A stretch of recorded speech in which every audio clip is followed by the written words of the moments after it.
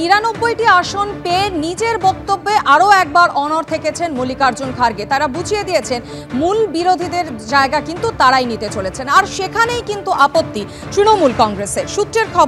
তৃণমূল সূত্রে খবর পাওয়া যাচ্ছে, ঘাসফুল শিবিরের অন্দরে প্রশ্ন উঠেছে, 10 বছর পর যখন দুই শরিকের কাঁধে ভর করে সরকার গড়ার পথে এনডিএ, কেন এই সময় মোদির উপর চাপ তৈরি করা হবে না? কেন এখনো সংঘবদ্ধ পদক্ষেপ নেওয়া হবে না? কেন এই নিয়ে কমান্ডিং অথরিটি থাকবে শুধুমাত্র কংগ্রেসের?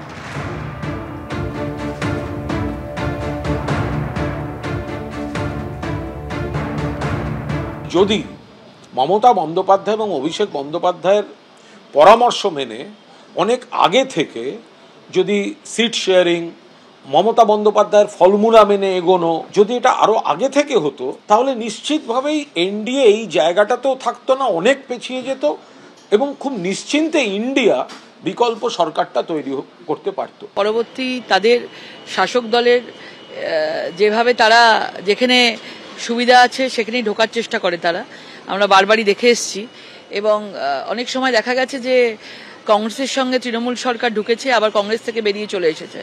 তাদের কোনো নিজস্ব আদর্শ, নিজস্ব বিচারধারা বলে কিছু নেই।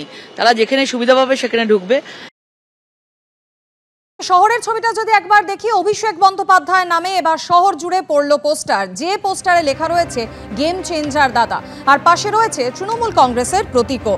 পোস্টারের নিচে নাম রয়েছে তৃণমূলপন্থী অধ্যাপকদের সংগঠন ওয়েবকুপার সহসভাপতি মণিশঙ্কর মণ্ডলের তরফে। দক্ষিণ কলকাতার হাজরা মোড়, ভবানীপুর, কালীঘাট রোড, উত্তর কলকাতার college street, Camac street, Shyambazar পাঁচমাথার মোড়ে বৃহস্পতিবার চোখে পড়েছে এমনই একাধিক পোস্টার। লোকসভার ভোটে বাংলায় হিট দাদার কীর্তি, দিদি ছাড়াই শুধু দাদার নামে পোস্টার ঘিরে জল্পনা বেড়েছে।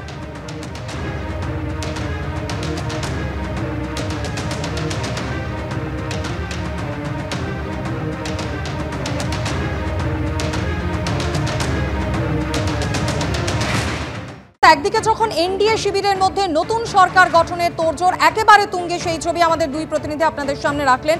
অন্যদিকে ইন্ডিয়া জোটের মধ্যেও কিন্তু জল মেপে এগোনোর তোড়জোড় চলছে। তার কারণ, ইন্ডিয়া জোটের মধ্যে এবার কি একটা সমান্তরাল সমীকরণ তৈরির চেষ্টা চলছে? ইন্ডিয়া জোটের মধ্যে কি আরও একটা জোট তৈরির চেষ্টা চলছে?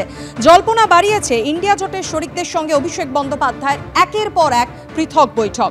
গতকাল প্রথমে দিল্লিতে সমাজবাদী পার্টির প্রধান অখিলেশ যাদবের সঙ্গে বৈঠক করেন অভিষেক, আর এরপর আম আদমি পার্টির অন্যতম শীর্ষ নেতা এবং সাংসদ রাঘব চাড্ডার সঙ্গেও বৈঠকে বসেন তিনি। দিল্লি থেকে মুম্বাই গিয়ে উদ্ধব ঠাকরের বাসভবনে পৌঁছে তার সঙ্গেও বৈঠক করেন অভিষেক বন্দ্যোপাধ্যায়।